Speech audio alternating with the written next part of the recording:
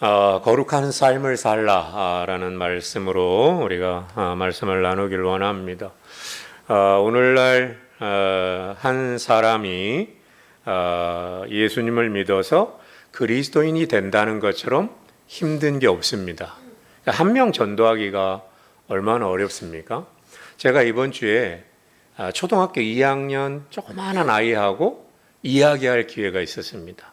그 아이하고 이야기하다가 제가 그 아이에게 물어봤어요. 야, 아저씨가 뭐 하는 사람 같으냐? 그랬더니 그 아이가 대답을 못하죠. 모르니까. 그래서 제가 아저씨는 목사님이야. 그랬더니 깜짝 놀라는 거예요. 그러면서 목사는 뭐 하는 사람이에요? 그러는 거예요. 그러니까 이 2학년 아이가 아직까지 교회라는 걸 전혀 접해보지 못한 거죠. 목사가 뭐 하는 사람이에요? 그러길래 목사님은 교회에서 뭐 이렇게 해. 그랬더니 자기는 교회는 다니기 싫다는 거예요. 그런 이야기를 이렇게 이야기한 기억이 있는데, 한 명을 전도한다는 게 굉장히 어렵죠, 이 시대에. 근데 그만큼 더 힘든 게 또 있죠. 그게 뭐냐면 영적으로 성장하는 겁니다. 정말 어려워요. 영적으로 성장한다는 것이. 잘 성장하는 것 같다가도 한순간에 다 쏟아버리거든요, 이걸. 그래서 성장하는 데는 오랜 시간이 걸리는 데 비해서 넘어지는 것은 한순간입니다. 그만큼 성장한다는 것이 어렵고 그만큼 성장을 유지하는 것이 만만치 않은 일입니다. 그렇다면 우리가 영적으로 성장한다고 할 때 그 성장의 최종 목표는 뭐겠는가? 우리가 교회에서 영적으로 성장한다고 하잖아요. 그 최종적인 목표가 뭐냐면 거룩이죠. 거룩입니다. 그리스도의 장성한 분량에 이르는 것, 예수님을 닮아가는 것, 그게 거룩이죠. 자, 그러면 왜 우리가 거룩한 삶을 살아야 되느냐라는 것이죠. 첫 번째는 거룩이 하나님의 뜻이에요. 하나님의 뜻입니다. 오늘 본문 베드로전서 1장 15절을 보면 이렇게 나옵니다. 15절 한번 보세요. 오직 너희를 부르신 거룩한 이처럼 너희도 모든 행실에 거룩한 자가 되라. 기록되었으되 내가 거룩하니 너희도 거룩할지어다 하셨느니라 라는 겁니다. 여러분, 여기 기록되었으되 내가 거룩하니 너희도 거룩할지어다 할 때 기록되었다. 어디에 기록됐을까요? 이 말이. 내가 거룩하니 너희도 거룩할지어다. 이 말이 어디 기록되었을까요? 레위기 19장에 나오는 말입니다. 그러니까 레위기 전체가요. 여러분 잘 보세요. 제가 조금 설교에 곁길로 나가는데 레위기 전체의 주제가 뭐냐면 거룩입니다. 왜 그러냐면 죄 지은 인간이 하나님 앞으로 나갈 때 드려야 되는 제사가 5가지죠. 소제, 번제, 화목제, 속건제, 속죄제예요. 왜 그럼 5가지 제사를 레위기에 이야기했느냐? 거룩이에요. 죄사함의 문제 때문에 그래요. 그럼 우리가 한번 곁길로 나가서 한번 여쭤보겠습니다. 여러분, 우리가 창세기, 출애굽기, 레위기, 민수기, 신명기 이 5권을 모세의 오경이라고 하잖아요. 모세가 썼다고 하잖아요. 여러분, 그러면 그 5권의 책 중에 가장 중요한 책이 어디겠느냐는 거예요. 창세기, 출애굽기, 레위기, 민수기, 신명기 중에 가장 중요한 책이 뭐냐? 이게 굉장히 중요한 거예요. 우리는 그냥 읽지만, 자, 그럼 창세기, 출애굽기, 레위기, 민수기, 신명기가 도대체 왜 쓰였냐는 거죠. 뭘 이야기하기 위해서 썼냐는 거예요. 그러면 우리가 질문이 생기는 거죠. 창세기는 그럼 왜 썼을까? 우주의 기원을 이야기하려고 썼을까? 사실 그렇지 않아요. 출애굽기를 쓰기 위해서 창세기를 쓴 겁니다, 사실. 그리고 출애굽기를 설명하기 위해서 또한 레위기를 쓰고 그 다음에 1년에 민수기, 신명기가 쓰여지는 거예요. 그래서 창출, 레민신 5권의 책 중에 가장 중요한 책은 출애굽기, 레위기입니다. 출애굽기, 레위기예요. 그래서 출애굽기는 하나님의 백성으로 부름받은 하나님의 백성에 대해서 썼다면 그 백성들이 어떻게 살아야 되는지를 이야기하는 책이 바로 레위기입니다. 레위기 주제가 뭐냐? 거룩이에요. 자, 그처럼 거룩은 하나님의 뜻이고 그리스도인의 삶의 표지입니다. 그래서 하나님이 우리에게 원하는 건 다른 게 아니라 거룩이에요. 그것 때문에 예수님이 십자가 졌잖아요. 그렇죠? 그리고 우리가 이를 위해서 부름을 받은 자들입니다. 그래서 그리스도인이란 구별된 사람들이죠. 세상 속에 살지만 세상과 구별돼서 예수님을 닮도록 부름을 받은 사람들. 그래서 그리스도인을 뭐라고 그래요? 성도라고 이야기하는 거죠. 그렇죠? 그래서 요한일서 3장에 보면 하나님께로부터 난 자마다 죄를 짓지 아니하나니 이는 하나님의 씨가 그의 속에 있다. 하나님께로부터 난 자는 죄를 짓지 않는데 왜? 하나님의 씨가 그의 속에 있다. 그러니까 그리스도인, 성도는 하나님의 씨가 그 안에 존재하는 사람들이죠. 그렇기 때문에 성도는 성도의 이름답게 사는 사람들입니다. 그게 거룩이죠. 그 거룩이 무너지면 그리스도인으로서의 정체성, 존재 가치가 다 사라져 버리는 겁니다. 왜 거룩하게 살아야 되느냐? 하나님의 뜻이에요. 그 다음에 두 번째, 왜 우리가 거룩한 삶을 살아야 되느냐? 거룩이 세상을 이기는 능력이에요. 여러분 한번 생각해 볼까요? 우리가 우리의 힘으로 세상을 이길 수 있을까? 이기지 못합니다. 돈으로, 힘으로, 권력으로 그 어떤 것으로 못 이깁니다. 그 사람들이 더 많아요. 돈도 세상이 많고 힘도 권력도 세상이 훨씬 많습니다. 그렇기 때문에 교회가 세상을 이길 수 있는 힘은 그런 거 있지 않아요. 그런 거 있지 않습니다. 여러분 잘 보시면요, 하나님이 당신의 일을 맡기실 때 능력을 먼저 주시지 않아요. 먼저 깨끗게 하십니다. 그죠? 그리고 사용해요. 여러분 모세를 사용하시기 전에 40년 동안 하나님이 모세를 다루잖아요. 그렇죠? 그 다음에 요셉을 사용하시기 전에 하나님이 그를 다루시고 다윗을 사용하기 전에 13년 동안 다윗을 만지시거든요. 네. 여러분 다니엘과 세 친구가 거룩한 영향력, 선한 영향력을 끼칠 수 있었던 건 뭐냐면 거룩에 있어요. 뜻을 정해서. 왕의 진미로 자기들을 더럽히지 않겠다고 하는 그 거룩에 있습니다. 그래서 하나님이 사용하시다가도 그 거룩이 무너지면 끝나는 것이죠. 그게 삼손이죠. 여러분 복음서에 보면 헤롯이 세례 요한을 죽이는 장면이 나옵니다. 왜 죽이냐면 이 헤롯이 헤로디아하고 결혼하거든요. 이게 잘못된 결혼이에요. 그래서 그 결혼이 잘못됐다고 세례요한이 지적합니다. 그래서 그 세례요한이 지적하자 왕비인 헤로디아가 열받아요. 열을 받아가지고 저거 언제 죽여야 되겠다라는 생각이 들었는데 생일날 딸을 춤추게 합니다. 그 딸의 모습이 너무 이뻐가지고 헤롯 왕이 조건을 하나 걸죠. 야, 네 소원이 뭔지 하나만 얘기해라. 그러면 내가 그 소원을 이루어줄게. 그랬더니 엄마가 딸을 구워 삶아가지고 세례요한 죽여달라고 얘기하는 겁니다. 그래서 이 헤로디아의 딸이 헤롯에게 소원 하나 들어준다고 그랬으니까 세례요한 죽여달라고 그럽니다. 그때 헤롯이 두려워해요.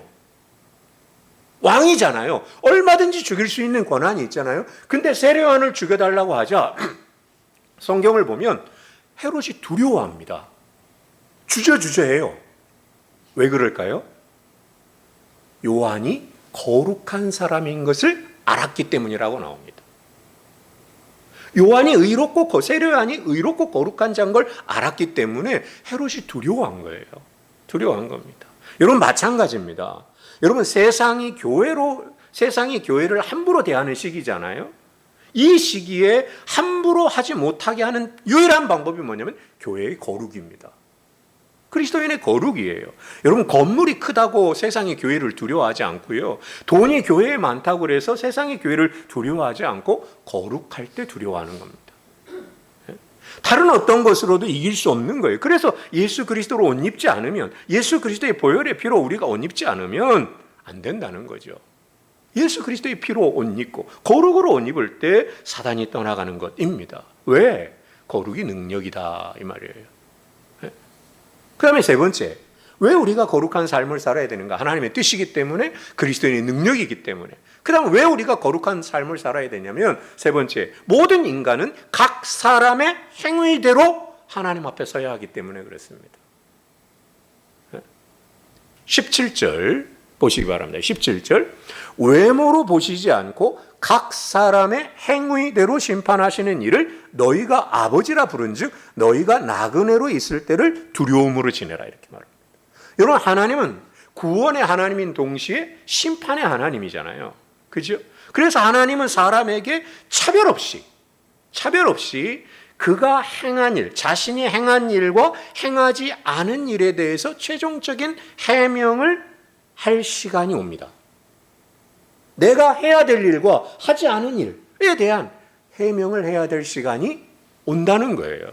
그래서 그리스도인들은 이 세상을 나그네로 살면서 하나님에 대한 두려움으로 산다는 거예요.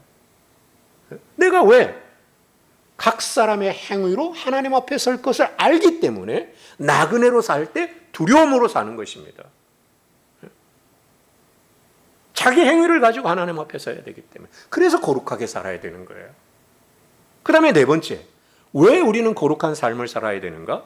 우리를 위해 치른 구원의 대가가 너무나 고귀하기 때문에 그렇습니다.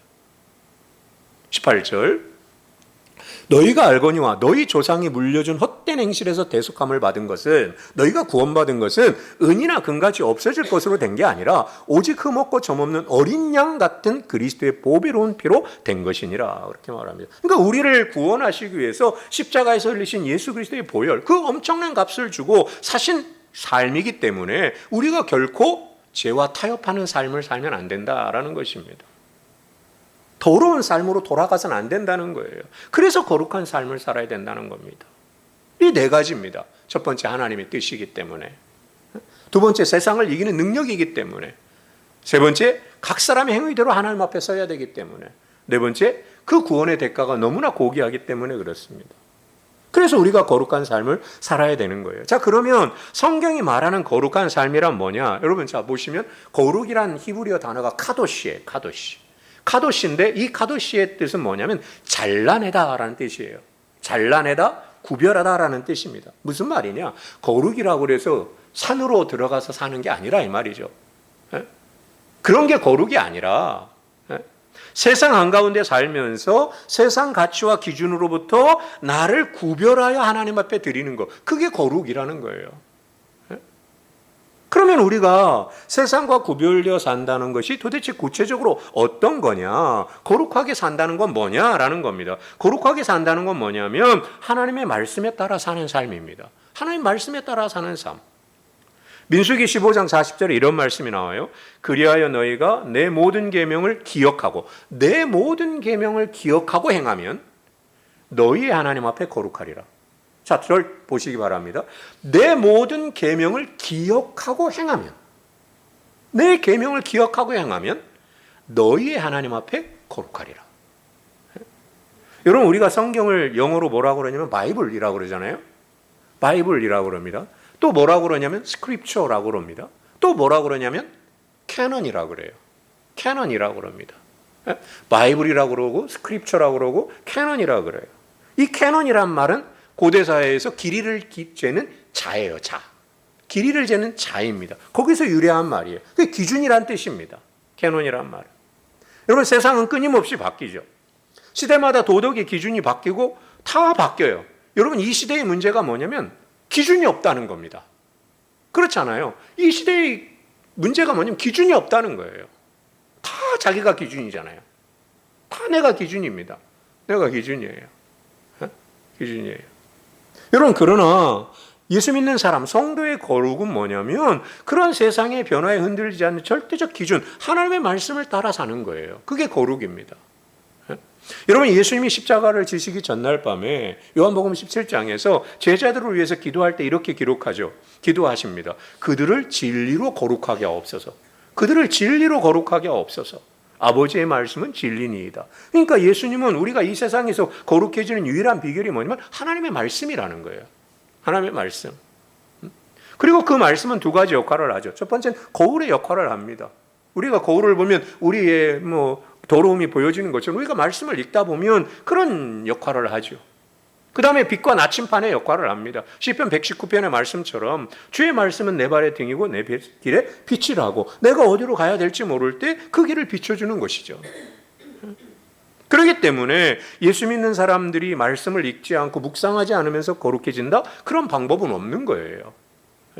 말씀을 읽고 내 생각과 경험을 내려놓고 삶의 기준, 오직 내 삶의 기준을 하나님 말씀에 대어보는 겁니다. 대어보는 거예요. 그래서 말씀이 하지 말라는 것 하지 말고 하라는 것에 순종하는 것, 그게 바로 거룩의 시작입니다. 그러니까 거룩은 뭐냐? 하나님 말씀 따라 사는 거예요. 두 번째 거룩은 뭐냐면 말 그대로 죄와 싸우는 겁니다. 죄와 싸우는 삶이에요. 13절 보시기 바랍니다. 13절, 그러므로 라고 나옵니다.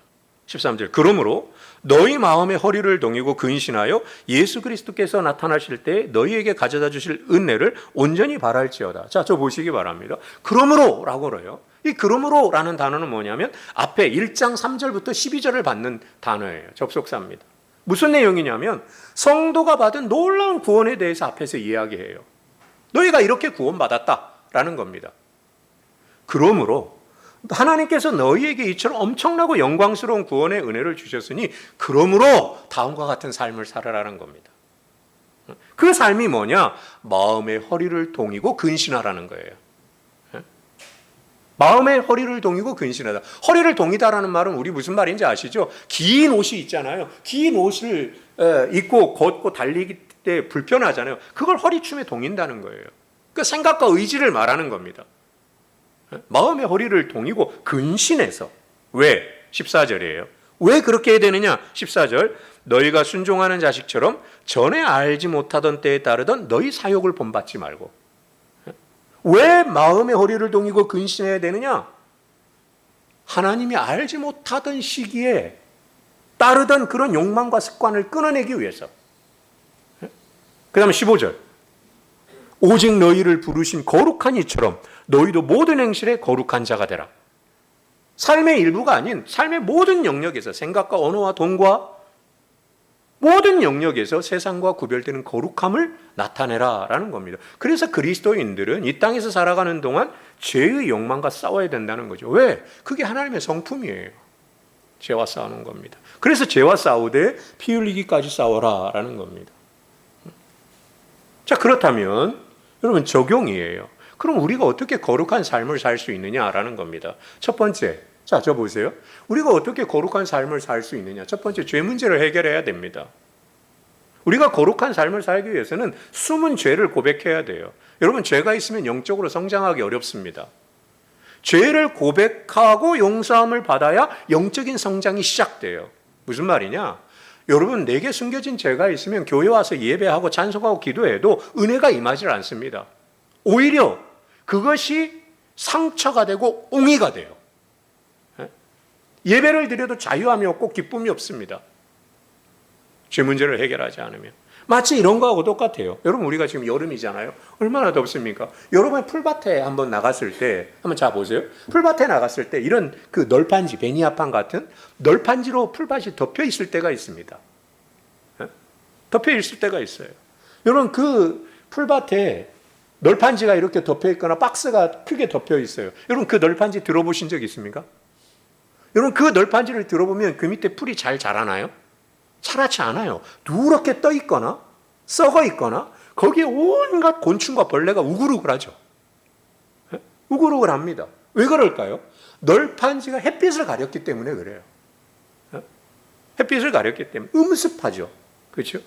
이 널판지가 죄와 같은 겁니다. 죄가 우리 가운데 있으면 널판지가 햇빛을 가리는 것처럼 하나님의 은혜가 임하지 않아요. 그래서 널판지를 치우듯이 우리의 죄 문제를 해결해야 합니다. 그래서 하나님께 고백하고 죄사함을 받아야 돼요. 그때부터 자유함이 생기는 거예요. 자유함이 생깁니다. 죄를 가까이 하지 않기를 바랍니다. 다니엘과 세 친구처럼 뜻을 정하는 것이죠. 죄에 대해서 민감해야 돼요. 여러분, 영적이지 못한 사람들은 죄에 대해서 민감하지 못합니다. 오히려 즐기죠. 그죠? 죄는 마력이 있고 유혹성이 있습니다. 그렇기 때문에 가까이 가면 갈수록 죄는 우리를 끌어당겨요. 결국 우리를 점령해 버립니다. 그래서 초기에 잘라내야 돼요. 잘라내지 않으면 죽습니다. 자, 이렇게 죄를 고백하고 끊어내는 것이 거룩이에요. 그리고 거룩의 소극적인 면이에요. 끊어내는 것. 그렇다면 적극적으로 나의 일상을 채우는 작업이 필요합니다. 그게 뭐냐면 두 번째, 거룩한 습관을 가지는 겁니다. 우리가 거룩한 삶을 살기 위해서는 습관이 바뀌어야 돼요. 여러분, 왜냐면요, 죄를 버린 자리에 거룩한 습관으로 채우지 않으면 죄는 다시 찾아옵니다. 반드시 죄가 다시 옵니다. 그래서 내가 거룩한 삶을 살기 위해서는 습관을 바꿔야 돼요. 여러분, 성공하는 사람은 성공하는 습관이 있고요, 실패하는 사람은 실패하는 습관이 있습니다. 죄를 짓는 사람은 죄 짓는 습관이 있어요. 여러분, 거룩한 삶을 살기 위해서는 삶의 방식을 바꿔야 됩니다. 거룩한 습관을 바꿔야 돼요. 삶의 방식을 바꿔야 돼요. 말씀을 읽고 큐티하고 기도하고 이 기초에 충실해야 됩니다.